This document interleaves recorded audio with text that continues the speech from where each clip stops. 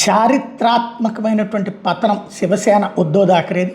అదే సందర్భంలో రాజ్ థాకరేతో జట్టు కట్టిన దూరం కావడం మరొక ఎత్తు. ఇంకొక వైపును చూస్తే ఓవరాల్గా మహారాష్ట్రలో highly dominated పొజిషన్ని Bharatiya Janata party సాధించింది.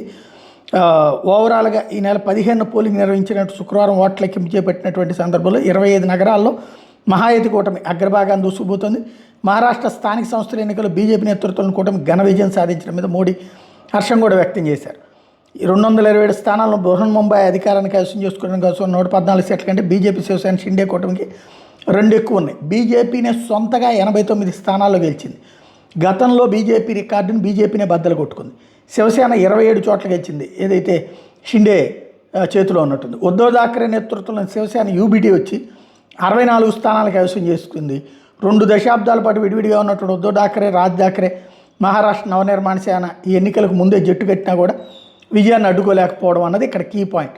అలాగే శరద్ పవార్కి చెందినటువంటి ఎన్సీపీ ఎస్పీ, అజిత్ పవార్కి చెందినటువంటి NCP AP Pune, Pimpri Chinchwad municipal corporation ఎన్నికల్లో పొత్తు పెట్టుకుని బీజేపీని పక్కన పెట్టి పొత్తు పెట్టుకున్నారు. తీరా చూస్తే అక్కడ భారతీయ జనతా పార్టీ ఘన విజయం సాధించింది. వీళ్ళు దెబ్బతిన్నారంటే అజిత్ పవార్ అతి తెలివితేటలతో చేసినటువంటి ప్రయోగం కూడా విఫలమైంది. రాష్ట్ర వ్యాప్తంగా 114 సీట్లలో అసదుద్దీన్ ఓవైసీ నేతృత్వంలోని ఎంఐఎం విజయం సాధించింది. ఛత్రపతి సంభాజీ నగర్లోని అత్యధికంగా 33 సీట్లు, మాలేగావ్లో 21, అమరావతిలో 15, ముంబైలో 6, ఠాణేలో 5 సీట్లు గెలుచుకుంది.